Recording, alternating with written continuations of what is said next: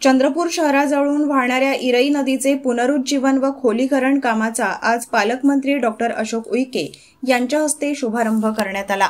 या कामासाठी जिल्हा प्रशासनाने 17 कोटींचा निधी प्रस्तावित केला आहे आणि या टप्प्यात जवळजवळ 6 किलोमीटर नदीपात्रातील 1400 सहस्त्र घनमीटर गाळ आणि माती काढण्यात येणार आहे।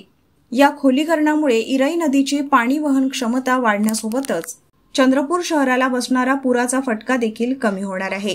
विशेष म्हणजे 2016 प्रमाणे यावेळी हे काम अर्धवट राहणार नसल्याची ग्वाही देत पालकमंत्र्यांनी इरई नदीचे खोलीकरण ही लोक चळवळ व्हावी अशी अपेक्षा व्यक्त केली।